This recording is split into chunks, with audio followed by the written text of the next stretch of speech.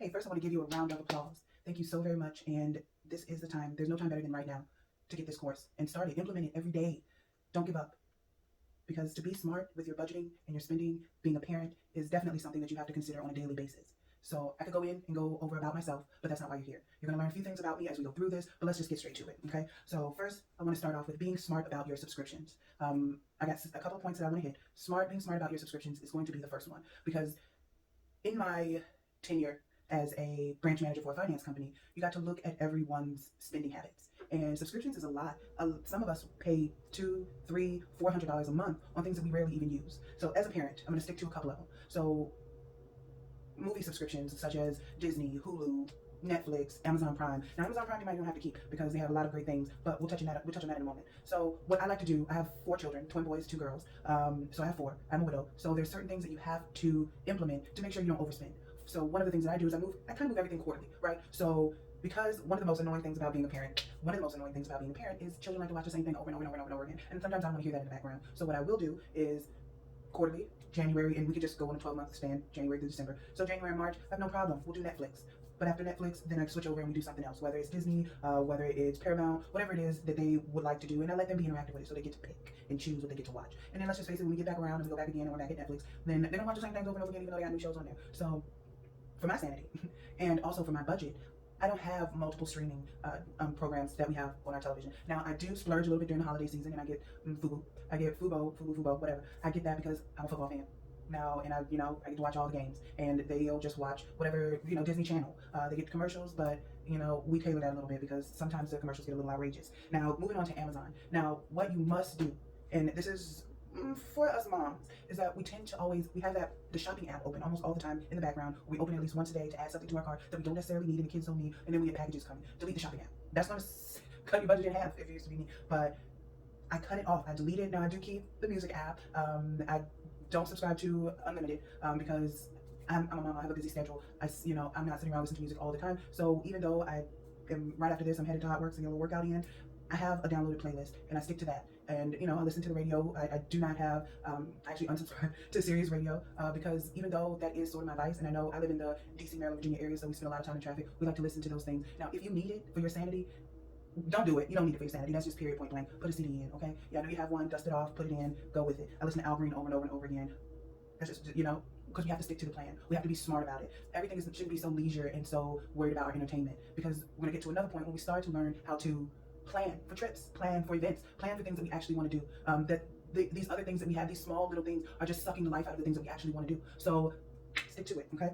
Another thing, I told you I'm about to go to Hot Works. Yes, I'm about to go to Hot Works. I had a gym membership with Lifetime Fitness, and we were doing swim classes, and we were doing all these other things. But I realized $300 a month could go toward school, could go toward education, could go toward our trip to Japan. Like, it could go toward things that we actually want, that actually elevate, motivate, and grow us. That's why this channel is Focused Growth, because I want you to be focused on your growth and stop letting little things nip at you and take away from the bigger picture, basically. So I did. My mom, she has a gym membership at St. James. Unnecessary, very nice for birthday parties, very nice, but unnecessary.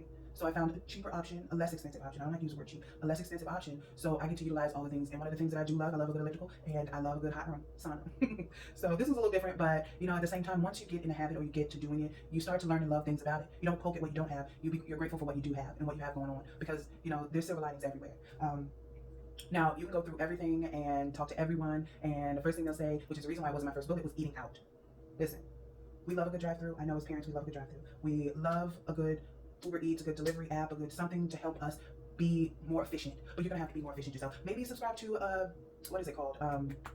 Misfit, the grocery app. So you have that designated budget that you set aside for that month, for that particular week, and you get groceries, and you go only to the store for the necessities. Or, like I do, I set exact amount, and I've gotten so good at it. I'm telling you, sometimes I surprise myself. I'll walk around, and I'll put things in the cart, and my son calls it wiggle room. I'll leave some wiggle room. So I'll send him in the store, he'll come out and say, Mom, I had some wiggle room money for Pop-Tarts. So you got wiggle room Pop-Tarts. I don't like Pop-Tarts, but they do. And I don't want to steal certain things they still should experience.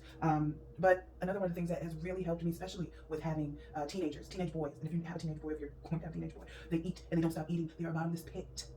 So I eliminated the microwave. We threw it away. We got an air fryer. Why? Because they don't need to go to the refrigerator every 10, 20, 30 minutes to heat something up. In the next, in 3 to 5 minutes, they have a brand new meal. And that affects my budget that I have for the kitchen. And one of the things that you will get to learn about me is that, again, I mentioned I'm a widow, but I've decided to be happily single. And happily single because I like simplicity. I like it to be I don't like all these things pulling me from different angles.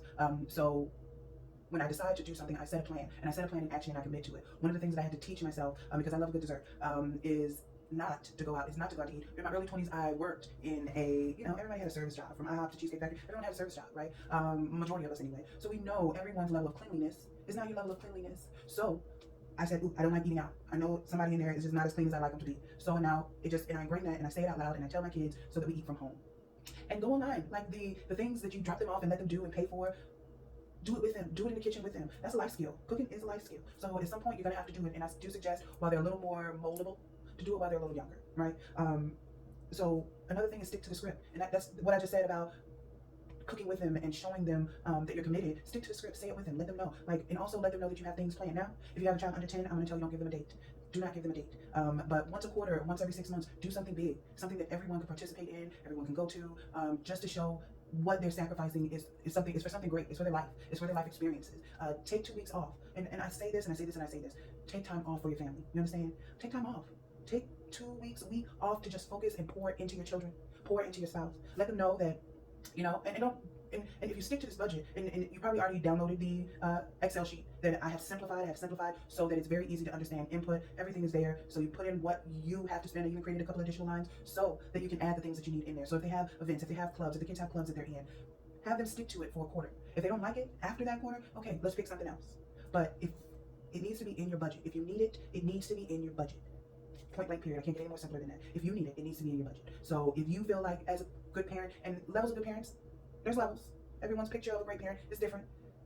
You'll learn that when you go to, if you get to the point where I used to be and I'm kind of veering away from, is free events. Free events comes with nerve wreckers, okay? And you can't blame it on the kids. You have to look at the parent. So parenting, and they may think that they're a great parent in their level, which is none of my business, but I do not need to be involved in it. That's really how I say, not my circus, not my monkeys. So I will leave and I will create and I will pay for a space that helps us grow and helps us enjoy whatever it is that we're doing. Find a botanical garden though. Do something that is inexpensive but fun, educational, and creates a little bit of peace. Like I mentioned, I live in the DMV metropolitan area. It is always going. It is always going. So finding some place, look up parks and recreation. They have some everywhere with a bunch of different things, from mazes to paddle boats to something inexpensive that you can do quarterly with the children. And then you do a once a year or once every 6 month trip or event that you go to, whether it's Disney on Ice or something to that effect. You get it. Whatever you like, you like. Me, I'm a little different. Okay.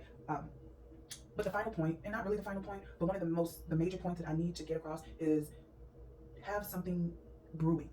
Meaning, don't just say that.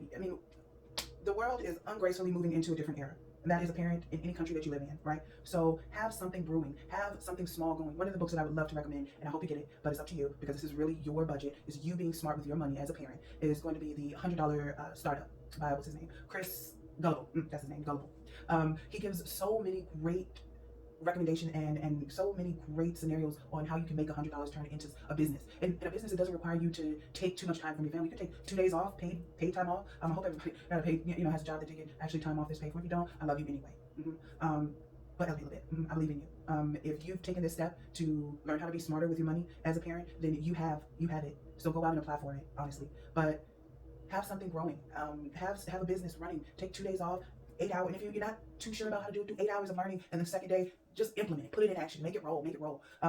Me, I'm in sales. That's just what I do. As a service advisor for a car dealership, running on all commission, to a life insurance sales agent. This is what I do. I could not see myself going back to being an hourly employee, even on a management scale. I just couldn't see myself doing it because I understand the power of being an individual, being paid for what you provide with this and the type of person and the brand that you create. You don't have to go above and beyond. And as you see, I intentionally found my favorite couch and said, I had it set up over there where I was going to give you a very suit and tie presentation. But I said, this is a family who needs just a little nudge, a little bit of guidance.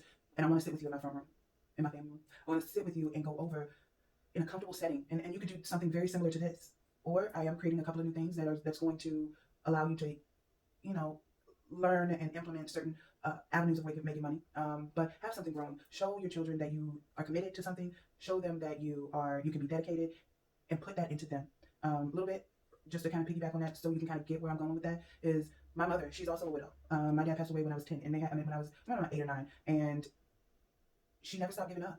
And even though we bump heads, she is one of my role models, and she's one of my role models because she realized that she had to show us how to be a little bit of everything. So all 5 of us have this 110% never give up. If you showed up, you need to show up, basically. And it's beautiful to watch. She waited till we got out of high school. All of us were out of high school. She had great jobs, but she waited to finally fulfill one of her lifelong goals of having a degree in environmental management. Maybe a germaphobe for a little bit in my life, kind of learning what she's learning and testing her on what she needed to be tested on, so she can get this degree. But at 50, she graduated. And I'm like, it's never too late to start. Don't depend on variables that you can't control. Control a little bit and start with your budget. Download the PDF, download the file. Today, you have 6 days actually. I created that, so you have exactly 6 days to download this. After 6 days, you're not serious. You wasted $10, right? So download, put your information, fill it out, and share this with your spouse. Share it with a friend. They're not gonna get the PDF, the file, unless you share it with them. I respectfully ask that you don't. But I want more people to be in better shape financially, because you got an era of everyone wanting to hang on someone else or to wait on someone else to do something for them when you have all the tools. If you have 2 working legs and you have 2 arms and you got the right mind. Actually, you don't need the right mind to do a lot of stuff. Just do something. Like, get out here, hustle, show them that this world is a beautiful, fun place to live, and create that world for your family. I believe in you.